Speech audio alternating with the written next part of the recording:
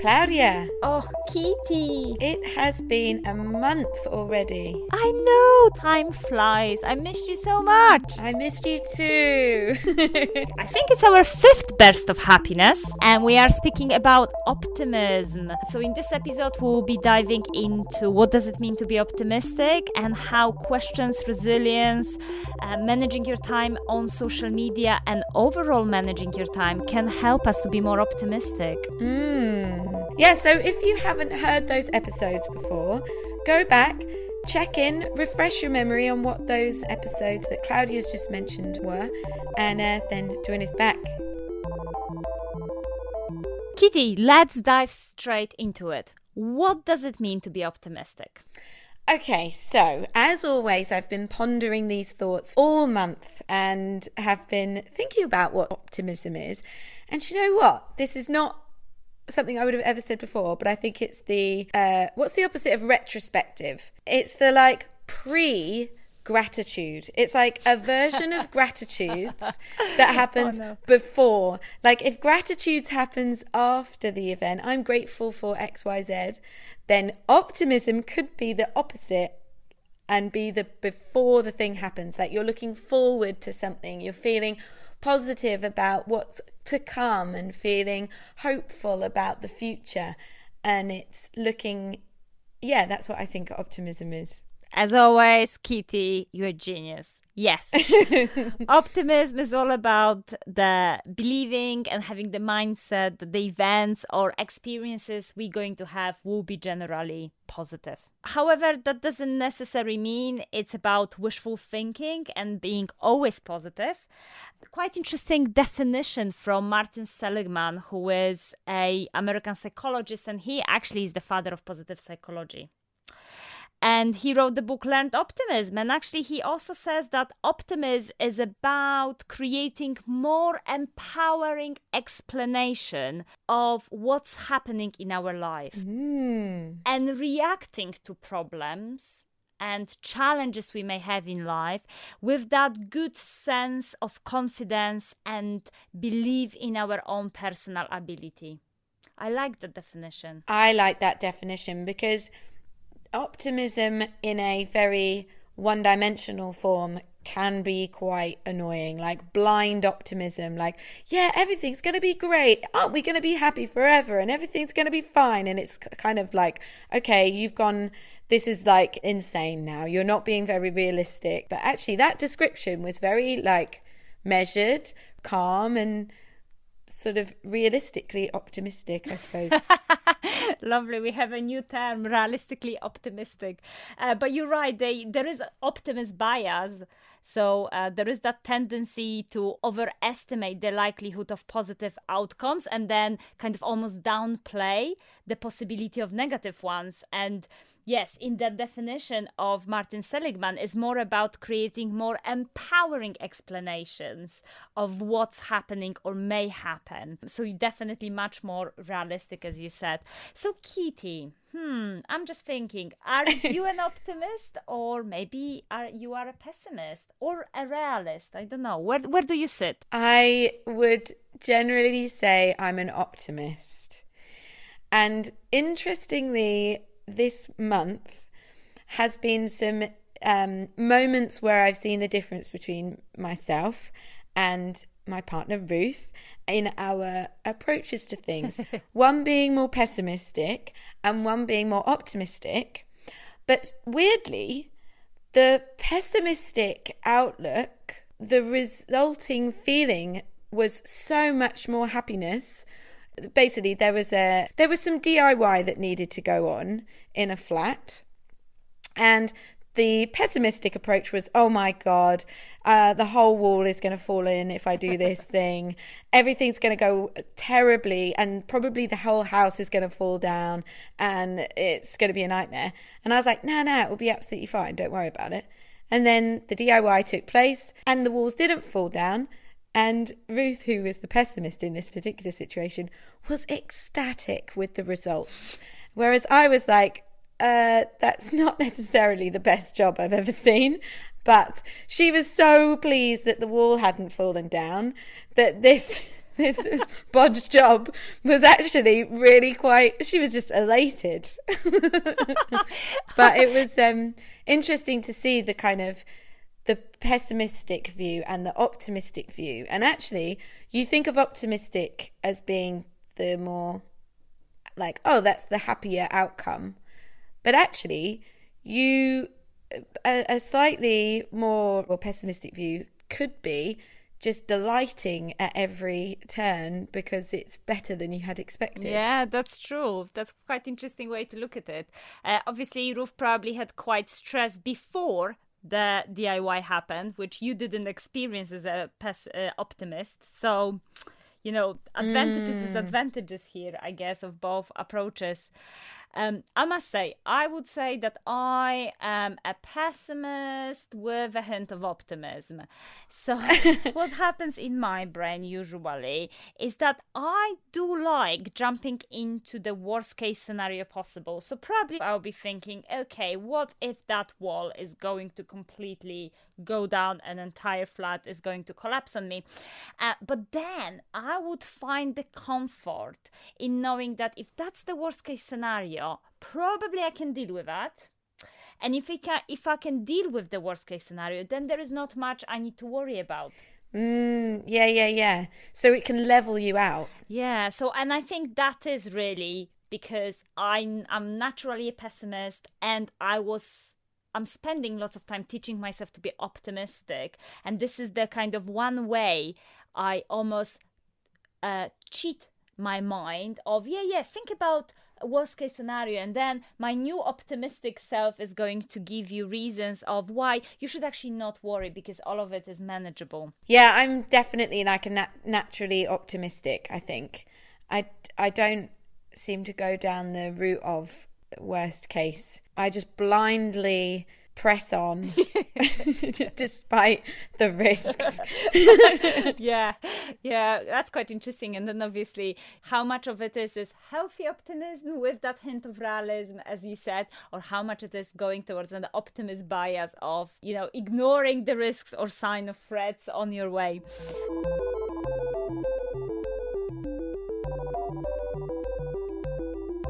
Martin Seligman says that the difference between optimism and a pessimist is really sits within this kind of explanatory style we have. So how do we actually explain the cause of the events that are happening to us? So let's say that we both went for job interview and we failed it, and we both received, let's say, quite harsh feedback on our performance. If you are a pessimist, so probably myself, we would probably see the cause of the failure as permanent. So we would say, oh my God, I will never get a job. Look at this feedback. This is a disaster. We'll probably think, great, if I cannot get the job, then everything is going to suffer because of it. So we're looking at the event quite globally. And finally, we will internalize it. So as pessimists, we probably will think, oh my God, this is definitely my skills, my behaviors, I failed as a person. On the flip side, if you are an optimist, like yourself, Kitty, you probably will think about the causes of the failure or the negative experiences as temporary, as in, well, yeah, I blew that interview, but next interview probably will be fantastic. You think about them as very specific rather than global. So you will think, yeah, that really is only about my job performance or job interview. I'm actually really good at all these other things in my life. And finally, you'll be probably thinking it's quite external, not internal. So you think, yeah, that company didn't sound it right anyway. So yes, I'll take some feedback to improve it next time. But generally, I'm feeling quite fine about this. I think that's probably quite true, actually. I think more as I've gotten older, I've got a bit more self-critical, but it comes from me. If something comes externally, if we don't get a job or, I can move on past it quite quickly, I think. Yeah, brilliant. So that's your kind of different explanations that we apply in our mind And then that explanation really defines whether we feel optimistic about something or we feel pessimistic about it. So that idea of, is it temporary or permanent? Is it specific rather than global, or is it external or internal? So I think that kind of scale we need to apply, and that help us to be optimistic or pessimistic. So how do you feel as an optimist living blissfully in this universe when it comes to your happiness? So for me, I like being optimistic. And I think it's sort of, I don't know what more to say. I think it just depends on the way you live your life. But I don't think being optimistic is for everybody. I think it can be seen as quite fake or forced, because the reality of life is not always roses. And actually a more pessimistic view does mean that you get a better outcome from what you had expected. I think it's more complex than just optimism being good for everyone. And I think also we probably may be optimistic or pessimistic depending on the situation we are in. So Martin Seligman mentions that it is very much related to our kind of confidence and the strengths and resources that we have available. But we can really try to change our mindset slightly to maybe experience optimism a little bit more often. Because optimism is definitely good for us when it comes to our happiness. It does boost our productivity, persistence, and creativity, because we have that belief that, yes, we can do this, and yes, things will be okay in the future. I got really fascinated with the studies that research the link between optimism and the recovery from illness and disease. Oh yeah, amazing. So people who have optimistic outlook and they apply optimistic outlook to their health, they actually are much better at pain management. They have improved immune and cardiovascular functioning, and that's because they are not putting themselves and their body through that stress of unknown or negativity or catastrophizing, and that doesn't create that negative impact of being anxious and really producing stress hormones in our body. So if you are optimistic, you will have that less level of anxiety about the future, and you will be able to have better health outcomes and actually have much speedier recovery. Ah, yes. This is ringing true. PMA, positive mental attitude.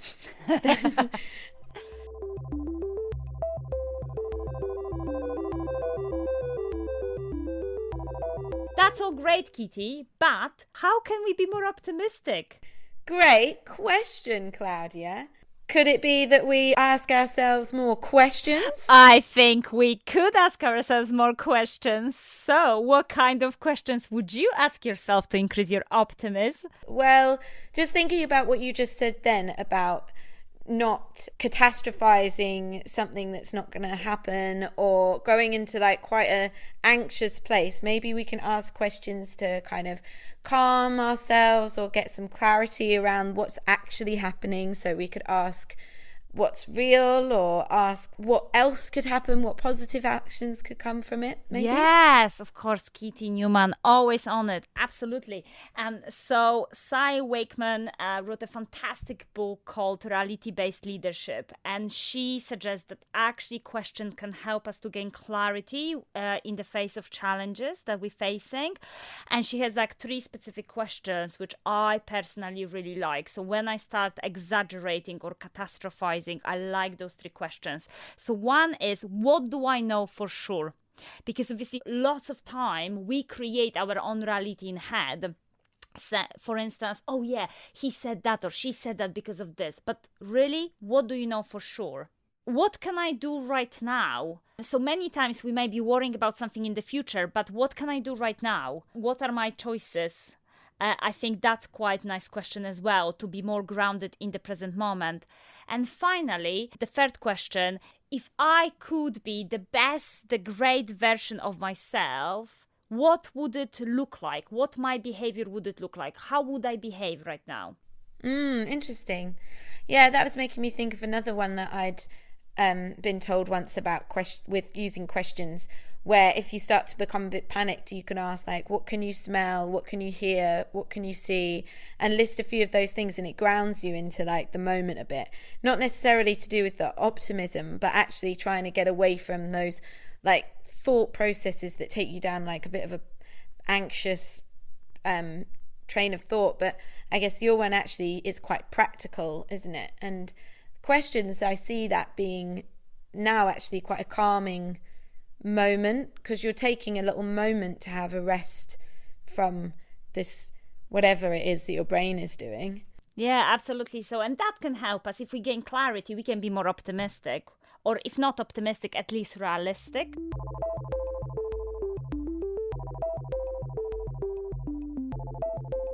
So optimism can help us to boost our resilience.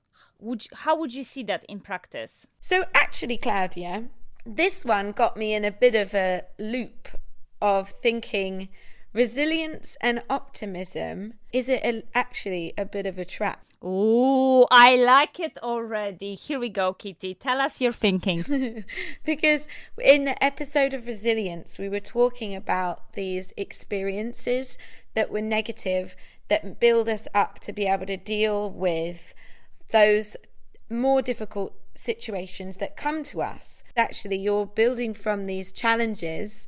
And so I guess you can be optimistic that because I've dealt with this in the past, I can deal with it again. So I guess resilience is that because we've dealt with these issues in the past or these challenges in the past, we can be optimistic. Or if we're struggling to be optimistic, we can look back and say, well, you dealt with that, so you'll be able to deal with this in the future.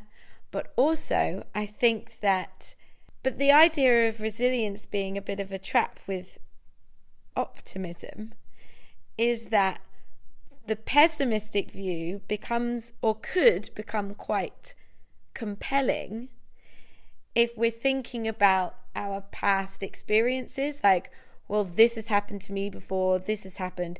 And I think the resilience, it's like this loop for me in my brain of resilience and optimism and pessimism all working all together. Okay. Does that make any sense? I think so. I'm trying to kind of see that loop now. I'm trying to imagine it. The one thing we have to get it clear straight away is that optimism doesn't mean that we're eliminating negative emotions or negative feelings. So it's not saying whatever happened to us, and if it was negative, that's it, it doesn't exist because now I'm optimistic. Or that negative emotions or situations won't happen in the future because now I'm optimistic, so it will be all wonderful from now on. It doesn't work like that. Exactly. It doesn't work like that. I wish it could, but it doesn't. Exactly. And I think maybe because I mean, Claudia, you say I am a genius, but I mean, maybe this was my like little bit of a seed of thought of this loop, because I think that they all go in together with resilience in mind, because you have to have had that experience. From the episode previously, we talked so much about how valuable these experiences are for our resilience. The whole of this year lockdown, I think when we did that episode, we were about to go into the second or third or seventh lockdown, but we were talking about resilience because we've already been through it, we can do it again.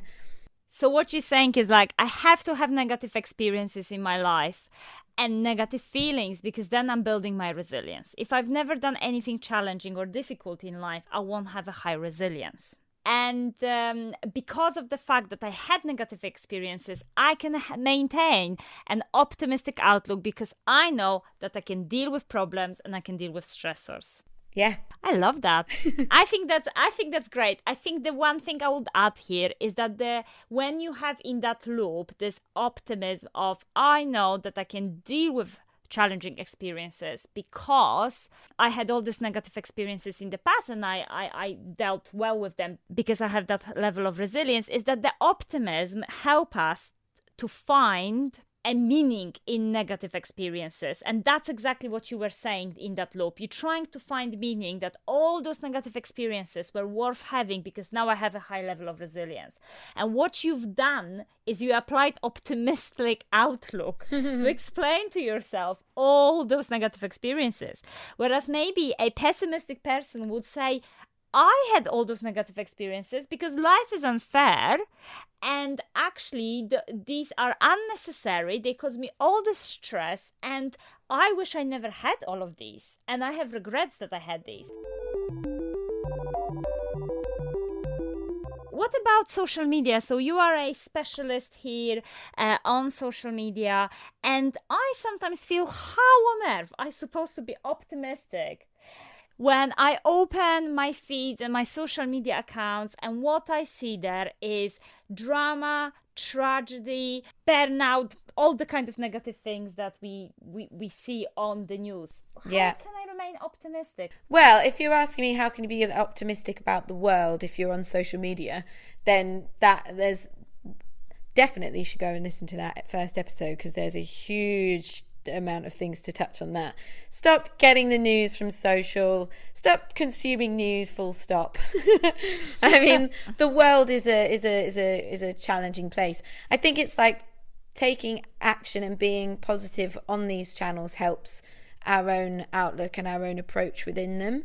But I think there's two things, isn't there? There's like being happy with our use on social media and being an engaged person and engaging with the things that you want to, but that's a bit different to optimism. I think to be optimistic within these channels is actually being quite openly positive. So rather than looking at how you deal with social media, which is a huge thing, and just because I manage lots of social media clients with my business, it's kind of like it's a tool, and the more we can use it as a tool, the more we can all be a bit more measured with the way that we work and consume on there.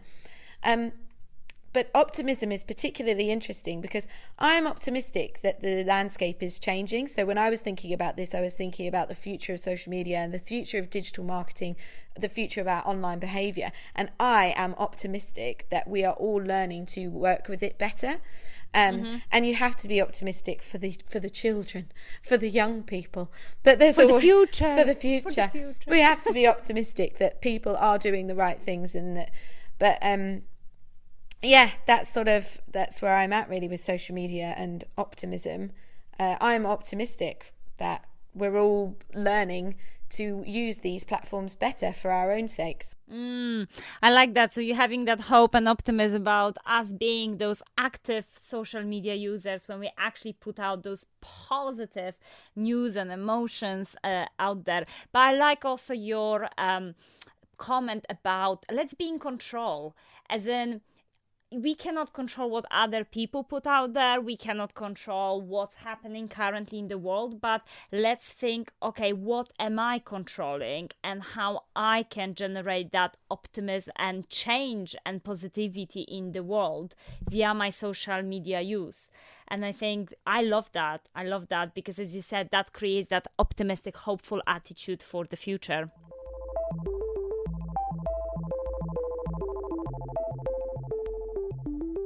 So the final one, Kitty, is all about time. We have limited time. How can we spend our time better to be optimistic? Well, that wasn't very optimistic, was it, Klaudia? We have limited time. Oh, I'm sorry. That's not a very optimistic way of looking at time. I mean, honestly, I think we've got so much time.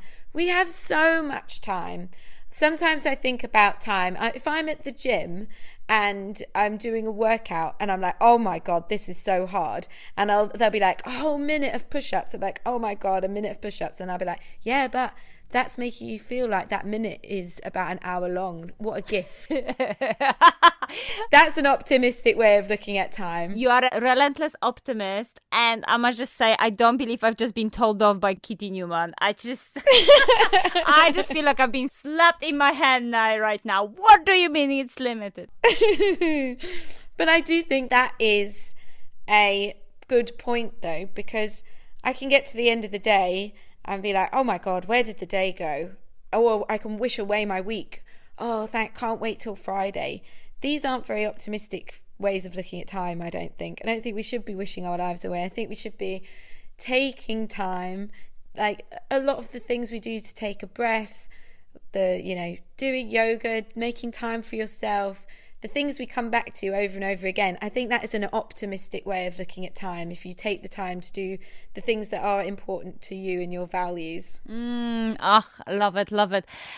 Because as we already said, it's not about happiness. It's not about necessarily eliminating the negative emotions and eliminating challenges that we have in life, but it's about having that balance of positive emotions and positive experiences. So it's quite interesting. People actually looked into calculating that positivity ratio, as in how many positive emotions do we need to negative emotions we're experiencing. Ooh. Yeah. Barbara Fredrickson is a leading scholar within positive psychology, and she actually says that we need 3 positive emotions to every 1 negative feeling we experience.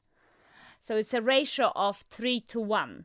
So that's quite interesting if you think about your time. If you in a day have a one very, let's say, challenging situation, you need to kind of counteract to it with 3 positive experiences to then kind of go back into your balance baseline of happiness. So does that work if you've upset someone? Say you say a bad thing to somebody, do you then have to do 2 good things to make up for it? No, she doesn't. I mean, I love the twist now. It's more like this: if that person is upset with you and experiencing negative emotions, for them to kind of go back to neutral, content, happy state, they need to experience 3 other positive situations. So it could be that later on someone gives them a compliment, maybe they do a little bit of gratitude, and maybe they go for a lovely walk. They will then go back to feeling happy despite the negative feelings that they had because you upsetted them. If they kind of don't do that, then they will go into that negative spiral and they will go into more negative emotions. And we know that negative emotions are actually they spread quite quickly. I mean, to be honest, any emotion spread quite quickly. So it's about that. If you want to come back to being happy, think about those 3 positive emotions you can be experiencing. Then you go back to your optimistic outlook. That's nice. I think about that with relation to time. I was just thinking about work and how sometimes you all have to work on something that's quite challenging and you can't do much about that. And the time that you have with your work colleagues is, fairly set. So as a person dictating what the group does, maybe that's something to bear in mind about the ratio of time spent on the challenging thing and then actually on something else that's more enjoyable or something like that, to make the time feel more optimistic. Yes, I love that. I think that should be an action for our listeners. Good idea. Think about scheduling your time according to that 3 to 1 ratio. So if, as Kitty said, there is something difficult, challenging, how can you balance it with 3 other positive events, outcomes, tasks, emotions, so that you can be in that optimistic state of being.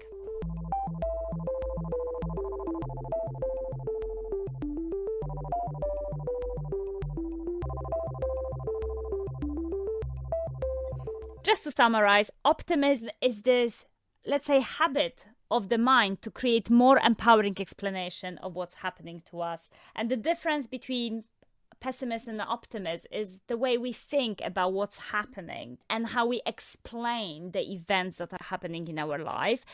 We spoke how much optimism is important to our happiness, but specifically how it can help with our health and recovery from diseases and illnesses, which is very interesting. We said 4 things that can help us to be more optimistic. Questions to help us to gain clarity. For instance, what do I know for sure? We can boost our resilience by finding meaning as optimists in the negative things that might be happening and in the challenges that we are experiencing. We spoke about being active and positive and optimistic social media user and really focusing on what's in our control, what are we putting out there. And finally, it's not about avoiding negative emotions, but it's very much about spending our time to increasing those positive emotions. And we spoke about that ratio. Do you remember, Kitty, the ratio? Yeah, I remember it was 3 positive emotions to each negative. Brilliant. Thank you. Yeah, Claudia, so there's only a couple more bursts of happiness left after that. Yes, and then we might be moving on to series 3. Whoa. We're going to keep it secret for now, but keep listening. Claudia, don't give all the spoilers. Stop being so optimistic about what's going to happen with the podcast. Sorry, Kitty. I already analyzed all the worst case scenarios and I know we can face them, so we all good. So next month we'll be talking environment and happiness, and we'll be looking back on the episodes unknown, values and wonder. All right, well, we would love you all to tell a friend about the podcast, please. We actually just hit a milestone. We've had 10,000 listens now to the podcast, which is incredible. Yeah, I don't believe it. I cannot even comprehend such big numbers. I know. So before world domination, tell your friends so you can get in before it was cool. And we dare you to be happy. Dare you to be happy. Have a fantastic month. Bye. Bye.